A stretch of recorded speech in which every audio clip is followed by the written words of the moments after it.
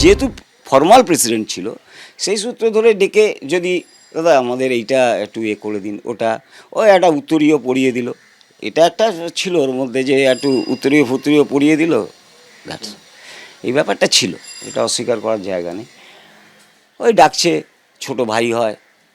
যদি এই ধরনের ঘটনা ঘটে থাকে, কঠিন থেকে কঠিনতম শাস্তি, যেটা আমাদের সংবিধানের মতে নিশ্চয়ই সে পাবে। ভাইপোর সঙ্গে ছবি আছে, আমি পোস্ট করেছি।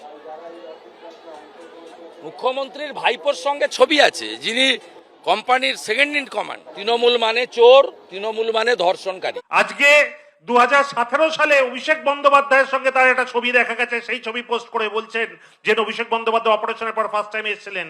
আমি জানি না অভিষেক বন্দ্যোপাধ্যায়ের পক্ষ বোঝা সম্ভব কিনা যে সে আজকে 2017 সালে ছবি তুলেছে, 2025 সালে সে ধর্ষণ করবে।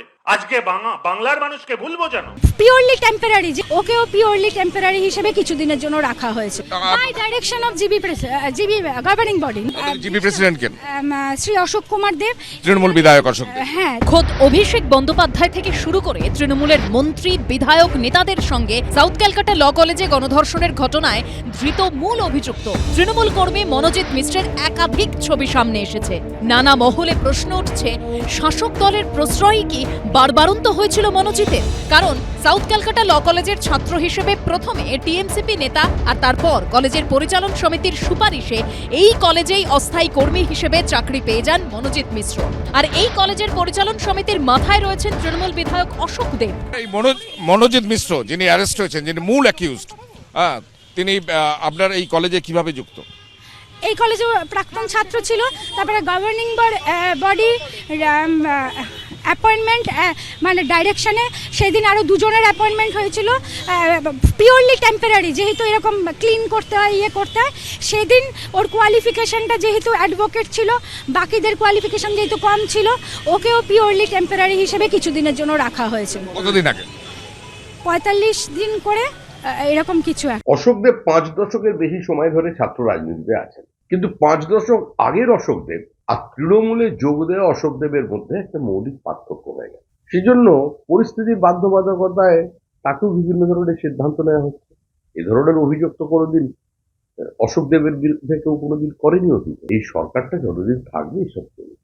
গণধর্ষণের অভিযোগে ধৃত মূল অভিযুক্ত টিএমসিপি নেতা মনোজিৎ মিশ্র কতটা প্রভাবশালী সেটা বোঝা যায় কলেজ ক্যাম্পাসে পা রাখলেই। কলেজের দেওয়ালে বড় বড় করে খোদাই করে লেখা, মনোজিৎ দাদা ইজ ইন আওয়ার হার্টস।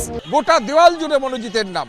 এবং যেটা ভাইস প্রিন্সিপাল কিছুক্ষণ আগে জানিয়েছেন যে মনোজিৎ মিশ্রকে কিছুদিন আগে এইখানকার গভর্নিং বডি, যে গভর্নিং বডির প্রেসিডেন্ট হচ্ছেন তৃণমূলের বিধায়ক অশোক দেব, এবং ভাইস প্রিন্সিপালের আত্মীয় একজন সেই গভর্নিং বডির সদস্য, সেই গভর্নিং বডি মনোজিৎ মিশ্রকে কিন্তু এখানকার অস্থায়ী কর্মী হিসেবে নিয়োগ করেছে। তাহলে কি গণধর্ষণে অভিযুক্ত এবং ধৃত এই মনোজিতের মাথাতেও রয়েছে অদৃশ্য কোনো ক্ষমতাশালী হাত, যার বলে বলিয়ান হয়ে প্রভাবশালী হয়ে উঠেছিল মনোজিত, যার জেরে চাকরিও পেয়ে যান তিনি? চাকরিও পেল, দুর্নীতিও করব, অপরাধও করব, গণধর্ষণেও অভিযুক্ত হব, কিছু বলার নেই। কেননা বড় নেতাদের প্রশ্রয় ধর্ষকের পাশে। একজন প্রাক্তন ছাত্র বলে সে কলেজে চাকরি করতে পারে না, সেটা আমি মনে করি না।